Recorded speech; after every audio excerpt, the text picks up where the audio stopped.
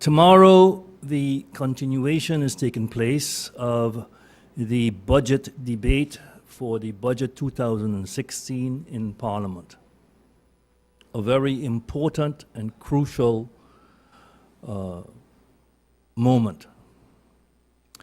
Recently, the United States government travel advisory issued an advisory for people traveling to St. Martin in connection with the Zika mosquito. Of course, this will have its effect on the number of people who intended to and will be traveling to St. Martin this year, as long as this problem exists and a formal recognition by the U.S. travel advisory has been issued. Recently also, you would have taken note that oil prices per barrel is creeping up again. WTI price per barrel was down to about $26 a barrel. Now it has crept up to $40 a barrel. The effect of that is, of course, that people will have less disposable income because gasoline prices in the United States will go up, and the less disposable income people have, the less they will travel, meaning that too can impact travel to St. Martin. Since last year, we have noticed a decline in cruise ships visiting St. Martin. That too poses a threat to economic activity on St. Martin in terms of less visitors to the island. A famous economist by the name of John Maynard Keynes said that when you expect or confronted with a decline in economic activities, it behooves the government to make expenses, to invest in infrastructural projects in the country to be able to balance out and make sure you're not confronted with a recession or economic decline. All of that I've shared with you now to be able to impress upon you the importance of the budget debate that is continuing tomorrow in Parliament, and the importance of getting the budget 2016 presented to Parliament approved. Because with the approval, the capital funds in the budget 2016, which total some $55 million, you with an approved budget will be able to make those capital expenditures and balance out the risks that are serious risks that our economy is faced with in 2016 on the basis of the items I mentioned to you before. John Maynard Keynes was a world-renowned economist, and he knew what he was talking about. If you see a car or a truck heading to knock you down, you don't wait until it knocks you down and then take action. You take action before it hits you, and passing the 2016 budget to allow St. Martin according to what John Maynard Keynes says, to invest in infrastructural products, in capital, and make capital expenditures needs to be done now to avoid the truck that's going to hit us later this year from hitting us. Now, during the debate in Parliament, I've heard nothing serious or meaningful as far as the budget is concerned. As you know, the income projected is real income, and expenditures have been lowered to meet that income. There are no objections from the questions posed in Parliament about the budget. Therefore, there should not be any reason not to vote for the budget. And if you don't vote for the budget, what message are you sending to St. Martin? The message will be loud and clear that St. Martin's interest, St. Martin's welfare, St. Martin economic success is not the first and foremost thing on your mind as a representative of the people. That's the only message you're going to be sending, and I don't believe and don't expect that any member of Parliament will vote to deprive St. Martin of economic success. You know, just to dovetail into what the Minister of Finance just was speaking about, from the Ministry of VSA, some of the investments that we're talking about from the capital improvement budget include investments in medical equipment for the hospital, which would allow them to expand their range of services which they currently offer to the population. It also includes equipment that would be designated for testing for viruses, including the Zika virus, and as well as software system, the HIS, or the Health Information System. So these are all projects that I believe have tremendous value for the population, and these are investments into assets for the people that would be on hold as long as the budget is on hold. So just to dovetail into the Minister of Finance's comments. Last week, we had a meeting, the Health Tripartite had a mini conference, and this is all part of the process of developing a sustainable business plan for the new St. Martin Medical Center. This included representatives from the Ministry of Health, SZV, the SMMC, but also included KPMG and KPMG Plexus, which is KPMG's healthcare consulting firm, Royal Haskoning DHV, that's the engineering firm that's been hired to develop the terms of reference for the turnkey developer, as well as Performation, which is a company out of Holland, which is really a leading healthcare data specialist. As well, we invited from the French side representatives from the Observatoire. And really the purpose of the meeting was a revalidation of the main assumptions for the business plan for the new SMMC.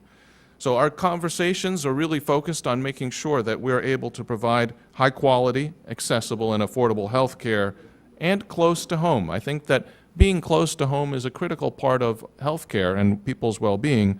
Obviously, medical services that are received here versus in Santo Domingo or Colombia, the recovery times are different when you have your support network around you. So being able to provide quality health care here at home, I think, is critical for the people of St. Martin. Some of the discussions, the topics ranged all over the board, and I think it's important that we looked at very basic assumptions. Even, for example, one discussion is, should the new medical center be built on the current location, or is there flexibility? What are the pros and cons of it? So we really took all basic assumptions that we were making in the determination of a new hospital and put them under a microscope and under discussion, and some of the things need to be further evaluated. But obviously some of the discussions included about the type of medical services that need to be offered, what sort of design criteria. Are we going to look at rooms with 2 beds, 1 beds? What kind of structure in terms of the hospital bed layout? French-Dutch cooperation, branding as well. I mean, in the end, working with a world-renowned institution would bring a certain amount of credibility, standards, protocols to the hospital that would be beneficial for the people. We've talked about medical tourism. What are the different ranges of medical tourism? Because actually the SMMC can also take on medical tourism as a project under its own wing rather than contracting out to a third party. Operational efficiencies, what are we expecting from the design of the new hospital? And as well, there's a number of policy issues that I think will end up impacting what the future design of the hospital should look like. For example, what's investment strategy? What plans does government have in terms of investing in preventative care? As well as what are future plans for home care? Because I think the more that we develop a home care network that allows people to be taken care of by qualified professionals in their home, puts less burden on the medical resources on a hospital facility, for example. So this is all part of our process of developing a terms of reference for the turnkey developer. We have about 2 months, so I guess probably about 2 weeks have passed already, so let's say about a month and a half to finalize that. The tripartite will continue to include, as the process moves on, will continue to involve more and more stakeholders in the process. As you know, I'm always a big believer in being open, and one of the benefits of being open in this process is that you allow other people with other ideas, other resources to come into the discussion, because bright ideas can come from all corners of our community. So, thank you very much. Mr. Gibson, you gave a good outline as to why the people should, or members of parliament, current members of parliament, the 14 members of parliament, should vote for the 2016 budget. Reasons which I believe are factual, because I also know about Professor Keynes. But I need to ask you something here. When was the last approved approved budget of St. Martin? Because if your budget tomorrow is not approved, then you have to deal with the last approved budget. Now tell me, when was that, and how much deficit or profit or capital or whatever it is that you can work with?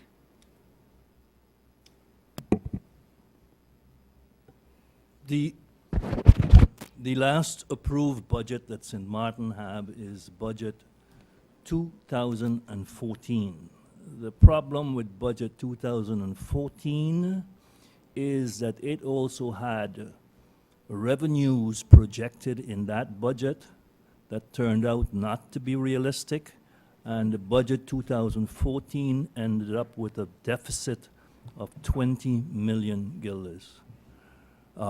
That's part of the 60 million guilders that we had to deal with in the 2016 budget.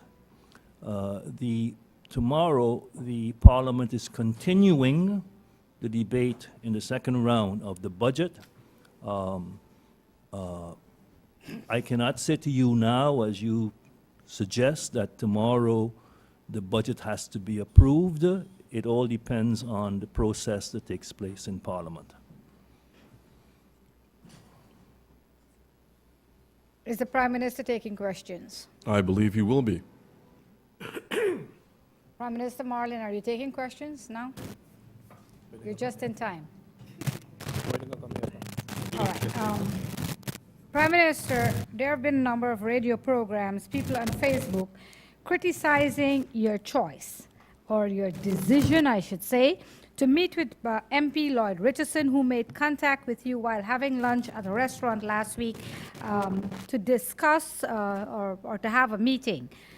People want to know why you didn't choose to hold that meeting as a Prime Minister of this country in your office, and why in a car? Why drive around on the island? Can you explain? Because I personally know that politicians do meet in weird places to discuss, especially when there's a crisis. Can you try to clear up why was this meeting held in a car and not in your office as the Prime Minister of this country? Good morning, all. Maybe we can always find all kind of weird questions to ask, and I'm not referring to this specific questions, but you said people are questioning. There was no meeting. There was no meeting. Now, what do we consider a meeting? Anytime two people talk, one can say, we met and we have spoken. There was no meeting where one sit down with another and say, we have an agenda, et cetera, et cetera. There was only one objective. The Minister of Finance, myself, were having lunch. I received a call from one of my colleagues in Parliament stating that Dr. Lloyd Richardson was going to call me since he had asked him, why don't you support the budget? He said he will call the leader. He called me and he said he was home and I can pass by. Now, if it is everybody that I speak to, I have to summon to my office or ask to come to my office, then maybe I'll spend every day here until midnight, because I meet people when they're buying barbecue, I meet people in the supermarket, I meet people at the gas station, I meet people all over. So this was not a meeting where we are going to sit down, the meeting is open, what's the agenda point? It was basically seeking support so that the budgetary process can continue. It was not about forming any government, it was not about forming a new coalition, it was not about forming any national government. And I hope this is the last time I'm going to comment on this or answer a question about this, because for me, it is a non-issue. It's a stochant passé.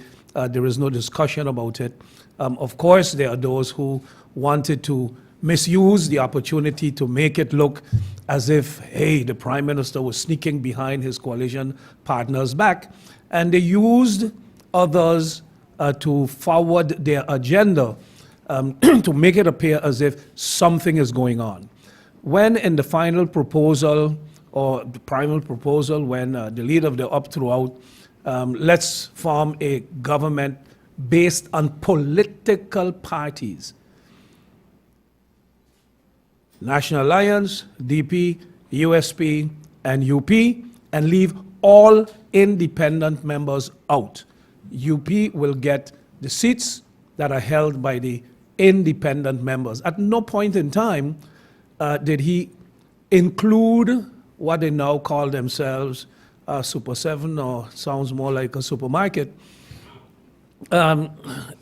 It was clearly aimed at leaving out the others. And when this boomerang, so to speak, you now try to close rank and make it sound as if he was speaking on behalf of all of them. Now, wouldn't it be strange or selective that you want to leave out the independent members that left the UP, but the independent members that left the DP and left the USP should be included in the coalition? It was clearly him trying to do something on behalf of his party.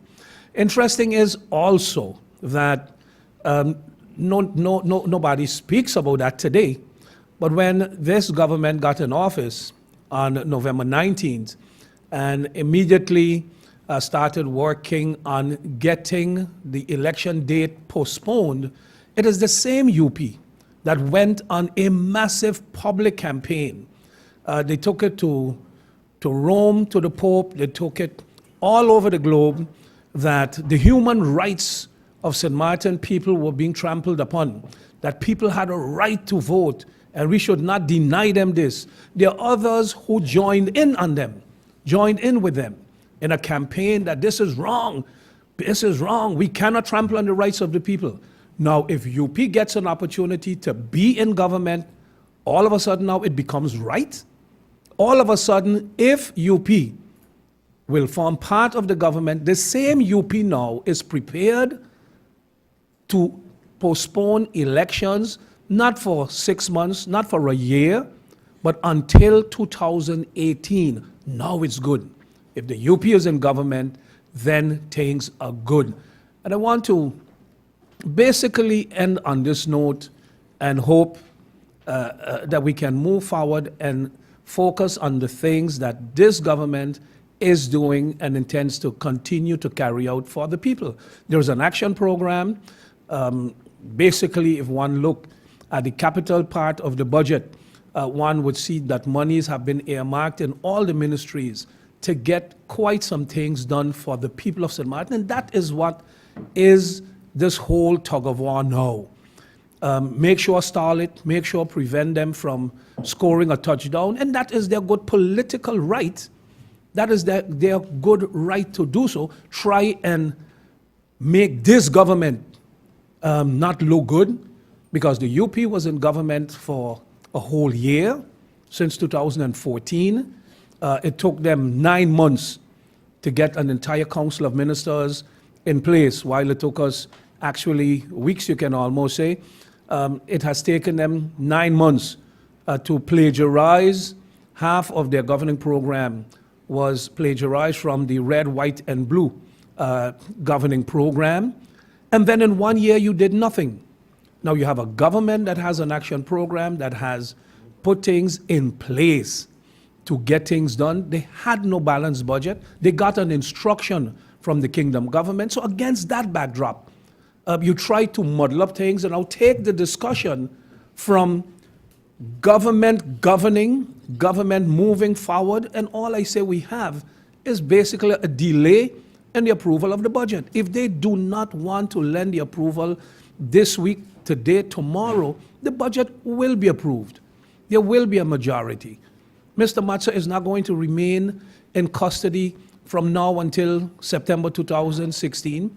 But the objective, of course, is to milk the opportunity and now make it look. And now all of a sudden the discussion is, hi, William Marlin, why did you do this? And why did you do that? And why did you do this? It was basically reaching out to a member of parliament, and one has to also put that in perspective. Who is the member of parliament? One who, when he was a member of the National Alliance, sitting in opposition, voted for the budget of the then government led by the UP. And when one look at the opening first round, that member in question did not attack the budget, asked some questions and made some general remarks. And in discussions between him and other members of parliament, he indicated he is prepared to support the budget. Let's talk. That is what it was. So if something went wrong, and people who know me know from years, I prefer sometimes to jump in a car with somebody and drive around than if you sit in a restaurant, for instance. People come and go, people talk, people want to greet you, people want to think. When you're in the privacy, let's have a car. And this was a 5-minute drive through Point Blanche and came back down. So there are those who, for their own agenda, want to make it appear as if there was a meeting, the Prime Minister opens this meeting, and we are here to discuss the formation of a new government. Absolutely not. I Thank you, hope Prime this Minister. case is now put to rest. Prime Thank Minister you, Prime Marlin. Minister. Final question, Bibi. Guess what? I'm going to go now to the Minister of Romy, because the nonsense on Facebook is not getting nicer. It's getting uglier, and our country is getting, the dot on the map is getting a little bigger. Minister Myers, you held a bidding process for garbage contracts. I know that one contracting company that bid out of the 8 won 4 bids. But James Richardson won 1 bid, and he also got one from the person that won 4 bids. Is it in the best interest of MP Lloyd Richardson, who is also part of James Richardson Garbage Collection Company, to vote in the interest of this budget? Or is it against his interest? Did he lose all his contracts, or did he get 2 contracts? I don't know where you got that information from. The bidding process for the garbage collection was an open bid. Yes. Everybody had the opportunity to submit bids. And the evaluation process is still ongoing. So I wouldn't want to reveal who got 2 contracts, and because that process is not finalized as yet. And no advice came to me to finalize that process. So the evaluation process is still ongoing, and I can't reveal information who got 2, who got 1, or anything like that. It's a little premature to do so at this moment.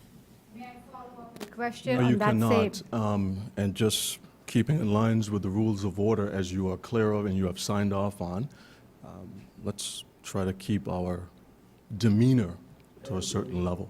Yeah, I Okay. need to ask the minister We'll have one the final follow-up, question we'll have the on follow-up that. opportunity when I have allowed you to do so. Okay. Thank you very much. Andrew Dick, the Daily Herald, you have the floor. Good morning. Good morning to the Council of Ministers. Prime Minister, is there a reason that the Minister of TIAT doesn't attend the press briefings?